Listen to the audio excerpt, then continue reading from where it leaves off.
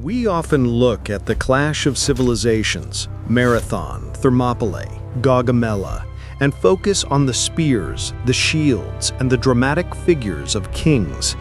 But behind every historical event of that magnitude lies a far more profound and often far less glamorous story: the grinding, relentless logistics of subsistence. King Xerxes' great army, which marched across the Hellespont in 480 BCE, was perhaps the greatest military force the ancient world had ever assembled. But of all its components, none was more intriguing than the elite corps, the 10,000 Immortals.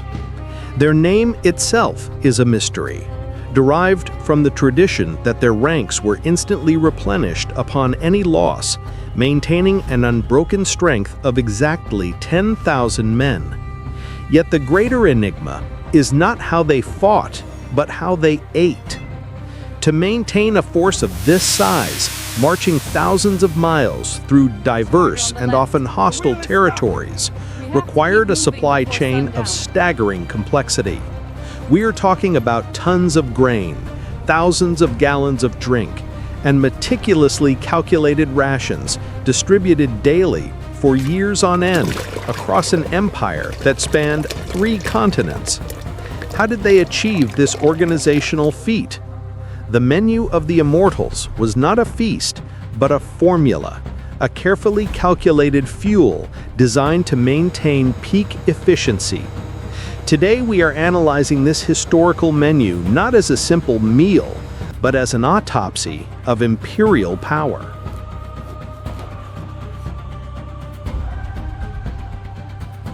The rations of the Immortals serve as a crucial piece of archaeological evidence for understanding the immense social stratification and resource management of the Achaemenid Empire.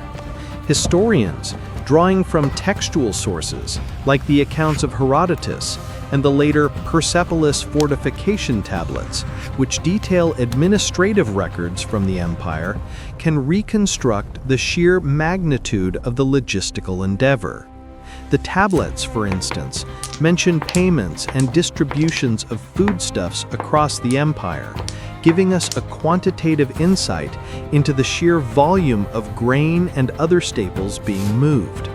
This food was not just sustenance, it was an expression of the king's control over his vast territory.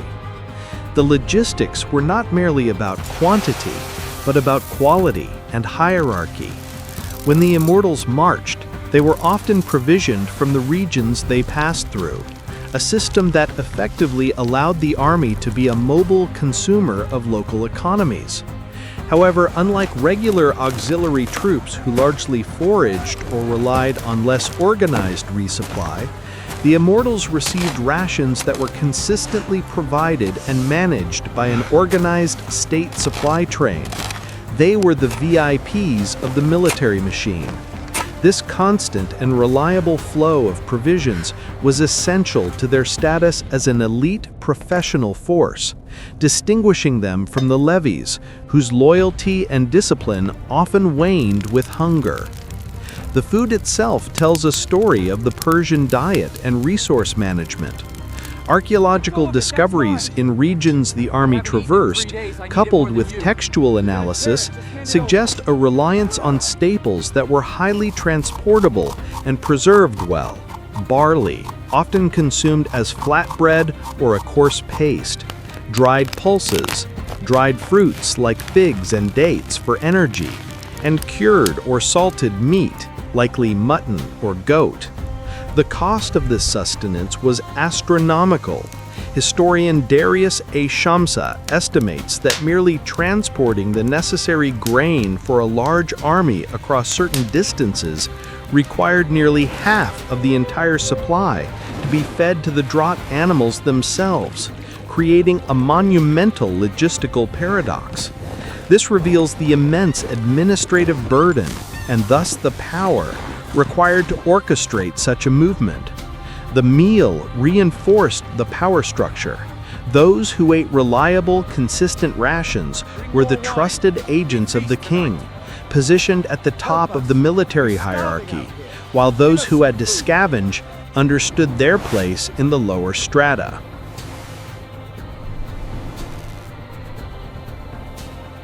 Now we transition from the clinical analysis of the tablets to the experiential challenge of the mess hall.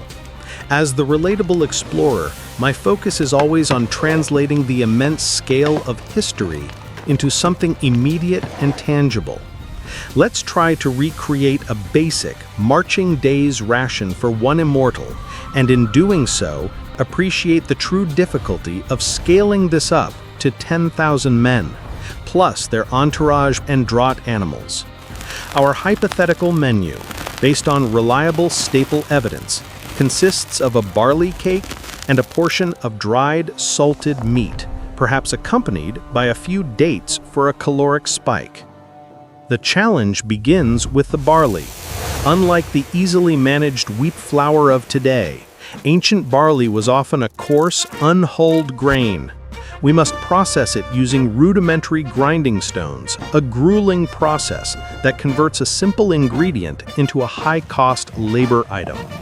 A modern mill can handle a ton in minutes. An ancient miller, or a small field kitchen contingent, would spend hours, highlighting the reliance on local, often compulsory labor to process raw materials ahead of the army's arrival. The resulting flour is rough, dark, and less amenable to leavening. Creating the barley cake, essentially a dense, unleavened flatbread, requires water, a little fat, if available from rendered animal stores, and baking on a hot stone or a shallow metal griddle over an open fire. This isn't a kitchen task, it's a field operation, where fuel scarcity, wind, and rain are constant obstacles.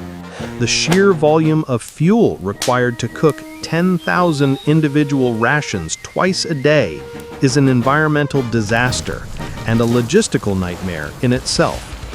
The protein component, dried meat, demands foresight. It is not easily sourced on the march.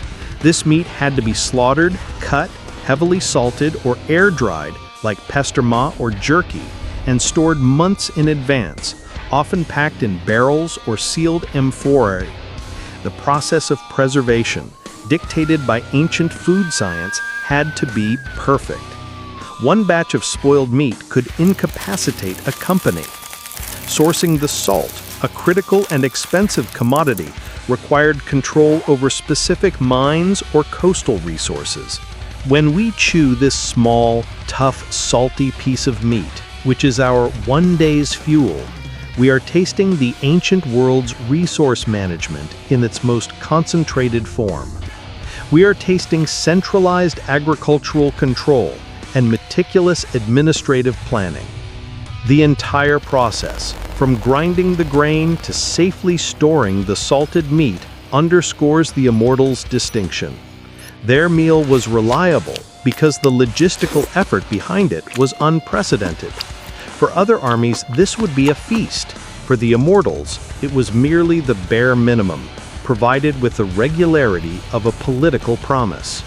This exploration of the meal's preparation confirms that the most difficult enemy Xerxes' administration faced was not a foreign army, but the laws of taphonomy and the tyranny of distance.